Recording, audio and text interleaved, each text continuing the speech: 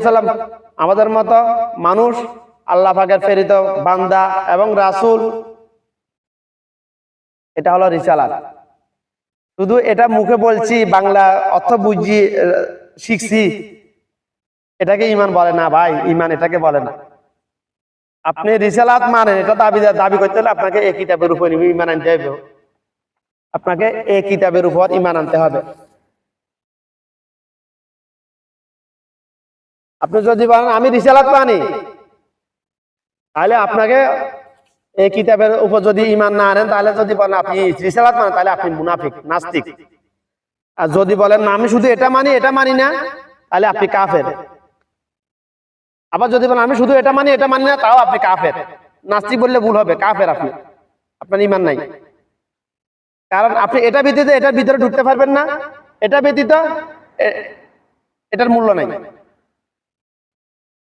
আসমান জমিনে আল্লাহর পক্ষ থেকে আসে আমার রাসূলের উম্মতের জন্য সবচেয়ে উত্তম কিতাব হলো এই দুইটাই। এই দুইটার চাইতে উত্তম কোনো কিতাব নাই। বিদায় হজের পাঠানোর উদ্দেশ্য ছিল দুইটা। এক, আমার রাসূল সাল্লাল্লাহু আলাইহি ওয়াসাল্লামকে আল্লাহ পাক যে উদ্দেশ্যে যে কাজ দিয়ে দুনিয়াতে পাঠিয়েছে, যে দায়িত্ব দিয়ে, আমরা রাসূলকে এই দায়িত্ব পালন করেছে কিনা এটা স্বীকৃতি দিয়ে প্রমাণ দেওয়ার জন্য আল্লাহর কাছে সাহাবীরা এটা স্বীকৃতি দিয়েছে, না আপনি অবশ্যই আপনার হক পালন করেছেন, আপনি দিন প্রচার করেছেন, কায়েম করেছেন। এটা এটা এটা প্রমাণ, মানে আল্লাহ আমার রাসূল নিজে বাঁচার জন্য আল্লাহর হাসরের দিন আল্লাহকে যাতে জবাব দিয়ে করতে পারে, এই জন্য এই একটা উদ্দেশ্য। আর একটা উদ্দেশ্য ছিল যে উম্মতের জন্য কিয়ামত পর্যন্ত যারা আদম সন্তান পৃথিবীতে আসবে তারা যেন পথভ্রষ্ট না হয়। কি বলছিল?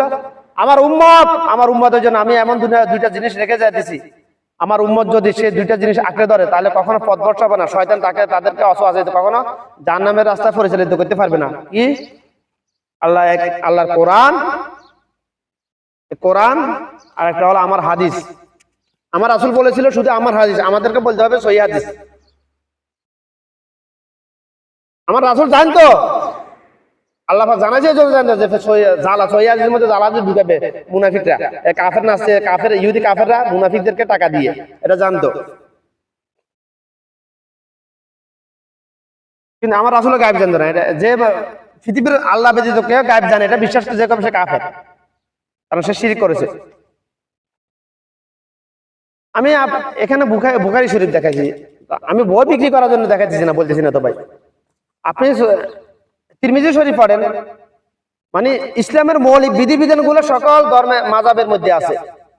শুধুমাত্র মোস্তাহাবগত কিছু ফেরকাবাজি আছে, মানে মতবিরোধ আছে, মতবিরোধ, ফেরকাবাজি বলতেছে ধর্ম ব্যবসায়ীরা, আলেম নামের জাহেলরা, মুনাফিকরা ফেরকাবাজি